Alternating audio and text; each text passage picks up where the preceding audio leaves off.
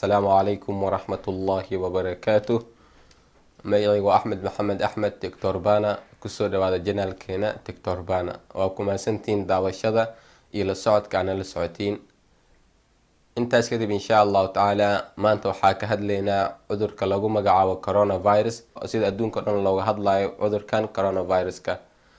insha allah waxaa ka hadli doonaa caawa muhiimadeeda maartko inaa ka hadlo coronaviruska, meesha uu ku faafay iyo waxyaalahaas iyo dadka ku dhintay. muhiimadeeda intaas diirada kuma saaraya barnaamijkeena. barnaamijkan insha allah waa barnaamij caafimaad. waxaan diirada ku saari doonaa insha allah cudurkan history ahaan taariikhdiisa intoo siduu yahay, taariikhdiisa inaan ka hadalno iyo qeybaha loo qeybiyo inaan ka hadalno iyo waxyaalaha sababa cudurkan coronaviruska la yiraahdo, iyo waxaan kala ka hadlaynaa calaamadaha cudurkan uu leeyahay iyo sida looga hortago. insha allahu tacaala barnaamijkeeni intaas ayaa uga hadlaynaa. waxaanu ku saari doonaa diirada cudurkan coronavirus. sidaa wada ognahay cudurkan coronaviruska wuxuu ka dilaacay dalka China, khaasatan magaalada Wuhan. cudurkan waxaa ilaa hadda dalka China ama dowladda China ay diiwaan gelisay ilaa iyo 600 kiis, waxaana dadka dhinteen lagu qiyaasaa ilaa iyo 300 ilaa aan dhahay 131 qofood ayaa ku dhinteen. cudurkan waa China waxay ugu jirtaa dadaalo aad iyo aad u badan sida looga hortagi lahaa faafitaankiisa. sidoo kale dowladda China waxay sameysay sida xooga ah, sida waxay zaid ugu dadaashay si ay u sameyn lahayd isbitaal looga hortagayo cudurkan coronavirus. waana isbitaal aad iyo aad si degdeg simaha loogu sameeyay, waana isbitaalkii ugu horeeyay oo sidii karna hadda oo loo sameeyay cudurkan oo khaaska u ah. intaas waxa ugu bixinaa hordhaci yare oo ku saabsanay barnaamijkaas. hadda toos ugu galna mawduuceeni waa sida hore inay ku sheegnaybo, waxaan ka hadlaynaa coronavirus. coronavirus taariikhdiisa hadaa dib usii fiirino waxay noqonaysaa cudurka horta ma ahan sanadka 2019 ama 2020 inuu soo baxay ma ahan. cudurkan wuxuu jiray sanado badan ka hor. wuxuu markii ugu horeysay waxaa la arkay cudurkan 1960-yadii. cudurkan waxa sida hadda idinku sheegnay wuxuu soo bilaabay 1960-kii, mana ahan waqtigii ugu horeysay. okay, markaas sidaas ugu baxno magaciisa markaan fiirino coronavirus. corona horta virus waa virus, waa wada aqaanaa. ama corona muxuu yahay? corona waa eray latin ah oo macnihiisu yahay crown ama halo. waa englishkiis ayuu saas noqonaya. viruskan marka halkoo ku dhaca coronavirus. coronaviruska wuxuu ku dhacaa RNA ayuu ku dhacaa. coronaviruska wuxuu ku dhacaa waa virus saameyn weyn ku leh RNA. sidoo kale cudurkan coronaviruska wuxuu ku dhacaa xayawaanada mammalianska ama naasleyda, xayawaanada naasleyda, iyo sidoo kale wuxuu ku dhacaa dadka biniaadanka. labadaba wuu ku dhacaa cudurkan. okay, intaas ugu baxna. hadda sii galna typeska uu leeyahay, qeybaha loo qeybiyo coronavirus ilaa waxaa loo qeybiyaa 7 qeybood oo kale ah. way badan yihiin qeybaha loo qeybiyo, laakiin 7dan ayaa uga caansan soo qaadanayna insha allah. number 1 oo ah 229E oo ah alpha common alpha coronavirus. midka labaad waa NL63 alpha coronavirus. midka saddexaad oo ah OC43 beta coronavirus. number 4 ama nooca afaraad oo coronaviruska loo qeybiyo oo ah nooca afaraad waxa waaye nooca la yiraahdo HKU1 oo ah asigana beta coronavirus. number 5 waa Middle East Respiratory Syndrome oo loo soo gaabiyo MERS, Middle East Respiratory Syndrome. number 6 oo asina Severe Acute Respiratory Syndrome oo asin loo soo gaabiyo SARS. nooca toddobaad oo ah nooca hadda ka jiro dalka China oo ah nooca hadda ka dilaacay dalka China oo dadka zaid u socda faafitaankiisa oo ah asigana nooca loo yaqaano novel coronavirus. novel coronavirus ama waxaa loogu magacaabo waxaa kale la dhihi karaa Wuhan coronavirus. waxaa loogu magac daray magaalada oo hadda ka dilaacay oo ah China, Wuhan coronavirus. waa nooca toddobaad oo hadda ka jiro dalka China. typeskiis noocyadiis intaas ayaa loo qeybiyaa. marka intaas sidaas ugu baxnay. haddaan galno symptomskiisa, calaamadaha uu leeyahay. calaamadiis insha allah waxaa kasoo qaadanaynaa ilaa 6 calaamadood ayaan kasoo qaadanaynaa. horta ko calaamadiisa dadka badanaa waxay calaamadiisa waxay ka siman yihiin calaamadaha hergebka, inkastoo coronaviruska uu ka daran yahay, uu ka saameyn badan yahay hergebka. sidaa waad ognahay hergebka ma ahan cudur halis ah oo dhimasho sababi karo, ama coronaviruska waa cudur halis ah uu sababi karo dhimasho. sida hadda idinku sheegnayba waxaa dalka China ka jirto ilaa 131 ruux in ay ku dhinteen. waa cudur aad iyo aad halistiis u leh oo dhimashana leh. calaamadiisa hadaa uu soo laabano waa intaas xilli cudurkan wuxuu leeyahay incubation period, xilliga oo isqarin karo. waxaa laga yaabaa qofka markay soo wajahdo cudurkan isla markii inay kasoo muuqato ma ahan, isla markii waxay sameeyaan 2 ama ilaa 4 maalin kadib ayaa cudurkan soo muuqanaya. qofka calaamadiis ayaa laga helaa. calaamadaha laga helayo qofka maxaa kamid ah?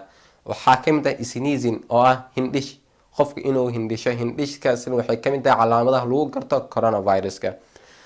sidoo kale waxaa jira calaamad lagu garno oo ah diifka, qofka inuu diif oo leeyahay sankiis inuu diif ka imaado, asina waxay kamid tahay calaamadaha lagu garto coronavirus.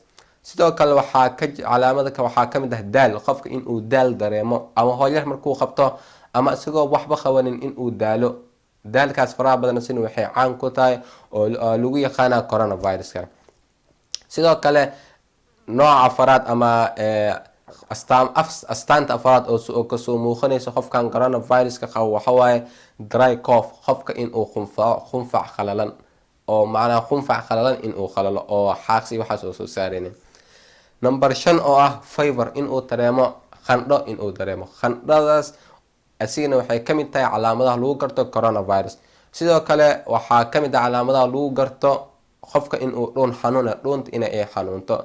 asigana intaan waxay kamid yihiin calaamadaha lagu garto qofkan inuu heeyo coronaviruska. marka coronaviruska intaas waa calaamadihiisa. ma faafa coronaviruska? ha, wuu faafa. waliba wuxuu kamid yahay cudurada zaaid ku faafo. faafidiisa wax lagu tilmaami kara malaaba. waxaa ka hadlaynaa ilaa 3 faafitaan oo midka ugu muhiimsan ayaan soo qaadan doonaa insha Allah. way badan yihiin laakiin 3 ayaa kusoo gaabsanaynaa.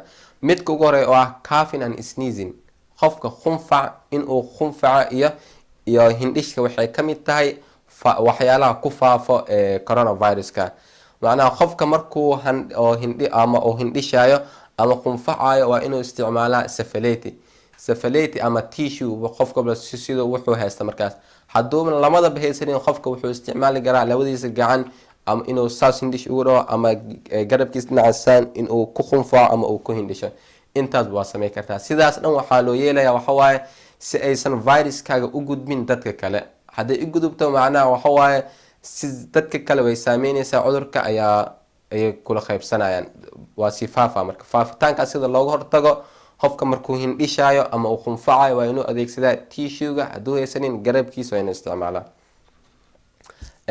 waxa labaad oo qofkan oo wax sababayo faafitaankiisa qodobka labaad insha Allah waxaa ka dhigaynaa taawashada iyo salaanta oo kale. taawashada iyo tusaale oo kale, adiga waxaa qabtaa coronavirus, qof ayaa ku imaada ama qof kale saaxiibkaaga ahaad ama family memberkaaga kamid ahdo, laguma ogolo qofkaas inaad taawatid ama aad salaantid. sababtoo waxaa laga hortagayo waxawaaye taawashadaas aad taawanaysid ayaa ugu gudbin kartaa viruskan coronaviruska.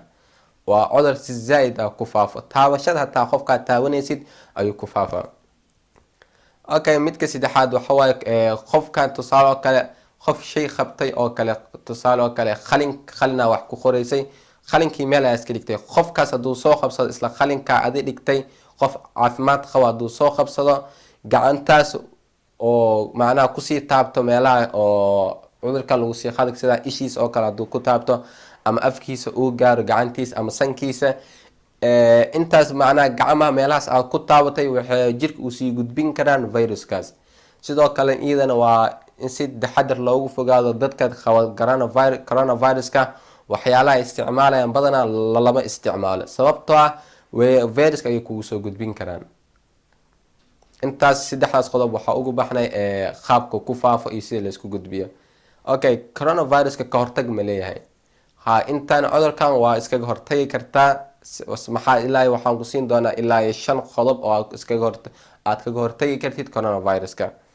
kow waxa waaye coronaviruska waxaa ka hortagi kartaa gacantaada in aad dhaqdid oo ku dhaqdid biyo diiran 20 daqiiqo kadib in aad gacmaha ku dhaqdid biyo diiran iyo saabuun inaad isticmaashid si oo macnaha viruskaas iyo bacteriadas iyo viruskaas gacantaada soo gaaray si aad iskaga baabisid si aysan ugu sii gudbin jirkaaga. tusaale kale gacantaada 20 daqiiqo kadib waa inaad dhaqdaa. kaas waa qodobka koowaad. qodobka labaad waxa waaye waa inaad ka fogaataa gacmaha inaad ku isticmaashid sida sankaaga oo kale, ishaada oo kale iyo afkaaga oo kale waa inaad gacmahaada ka fogeysaa. sababtoo ah gacmahan waxaa jiro waxyaalo badan hadda oo kale gacantaada saan hadii under microscope hadii lagu fiiriyo waxyaalo badan ayaa laga arkaa oo virus ah oo bacteria ah. si looga hortago gacmaha mar walba waa inaad ka fogeysaa afkaaga iyo sankaaga meelaha gudaha jirka ugu sii galaya. qodobka hore waxaa ku sheegnay in aad mar walba iska dhaqdid si aad waxaas dhanba uga hortagtid oo kugu soo gudbin. kan kale waa qodobka saddexaad in aad ka fogaatid xiriirka dadka la leedahay oo ah haddii ahaleed dhanka salaanta oo kale iyo qof oo taawashada oo kale salaanta iyo qof macnaha waxaa la diidan yahay jirkaaga iyo jir qof kale oo viruska ka nabad qabo hadday istaabtaan taawashadaas ayaa laga diidaa. hadday istaabtaan viruskaaga ayaad u gudbinaysaa qofkaas. si looga hortago waa inaad qofkaan iska aaba taawaninba keligaa guri iska joogtaaba si ammaan lagaaga helo. qodobka afraad waa inaad gurigaaga iska joogtidba oo sida viruska loogu nabad helo. sidaa waad ognaada alaboorada caalamka oo kale dadka jaynaha waa laga taxadiraa badanaa. tusaale waxaa kamid ah alaboorada caalamka Turkiga oo kale, Somaliland hadda ay bilowday iyo adduumaadka kale oo dhan oo Yurubta kale kamid yihiin. macnaha heegan badan ayaa loogu jiraa dhanka alaboorada. waxaa la diidayaa intaas oo dhan qof viruskan qabo inuu alaboorka imaado beledka soo galo macnaha cudurkii meesha kusii faafo. ka hortag weyn ayaa loogu jiraa. marka adigana nafsad ahaantaada ka hortag qofka hadda uu shakisantahay inuu waxaas qabo inaad taawatid iyo waxyaalo isticmaal inaan la isticmaalin isku day fadlan si aanan viruska adiga kugu soo gudbin.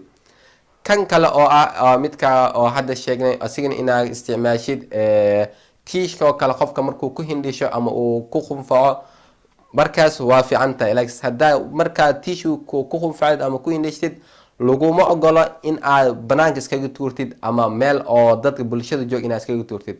waxaana virus ay wataa fadlan samee meelaha qashinka lagu rido kurid si waxaaga dadka dhan usoo gaarin. fadlan mar walba ku dadaal si cudurkaaga adig ku hayo viruskan adig ku hayo inuu adig kugu ekaado si qof kale aanan ugu gudbininba.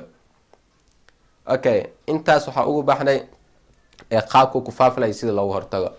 hadda waxaa galaynaa daawada coronaviruska daawo ma lahan bartko cudurkan. daawo wax la yiraahdo ma lahan. hadda isla xaadirkan hadda idin soo duuwayo clipkan ama videogan wax daawo loo hayo coronavirus ma lahan. waxaa laga yaabaa in dib loo keeno. hadda inkastoo dalka China ay isku dayayaan in ay sameeyaan waxyaalo talaalo ku aadan oo looga hortagayo cudurkan. ilaa hadda wali ma soo saarin talaal sax ah. waxay ku jirtaa tijaabooyin iyo experiment ayay kusii jirtaa. macnaha markay soo hubiyaan kadib waxaan inuu waxtar yahay kadib ayay magaalada soo deynayaan. ilaa hadda wax daawo sax ah looma hayo cudurkan xitaa talaal looma hayo. talaalkan hadda ayaa la diyaarinaa haddii lagu guuleysto insha Allah taala. okay, waa maasantiin la socodkiin insha Allah. maantana videogeena meeshaan ayaa kusoo gabagabeynaa. waxaa rajeynaa inaa wax ka faa'iideen. waxaa ka faa'iiday fadlan adiga isku koowin gaarsii asxaabtaada share u leh si waxaan wax ugu faa'iidaan. waa ku maasantiin wabillahi tawfiiq maca